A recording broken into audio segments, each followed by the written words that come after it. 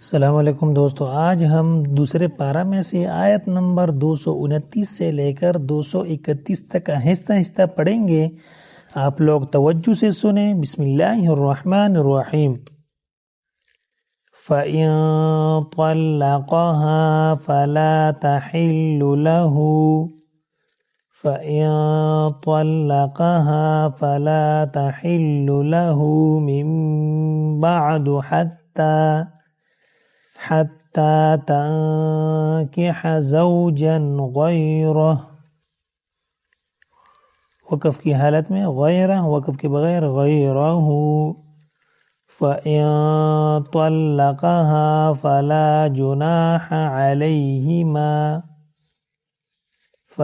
جُنَاحَ عَلَيْهِمَا أَن يَتَرَاجَعَا إِن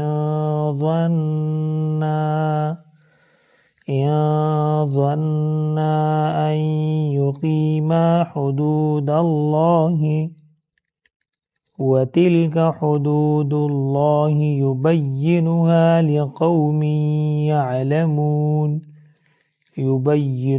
لِقَوْمٍ يَعْلَمُونَ۔ وَإِذَا طَلَّقْتُمُ النِّسَاءَ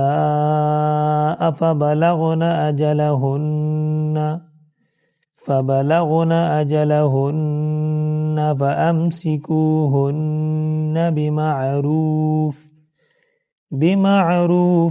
أَوْ سَرِّحُوهُنَّ بِمَعْرُوفٍ وَلَا تُمْسِكُوهُنَّ ضِرَارًا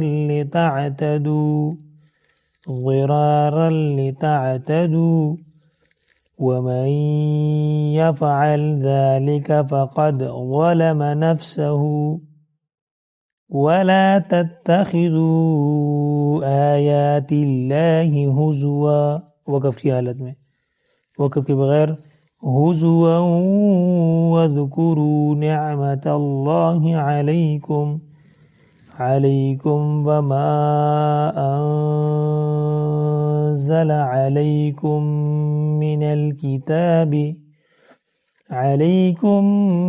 مِنَ الْكِتَابِ وَالْحِكْمَةِ يَعِظُكُمْ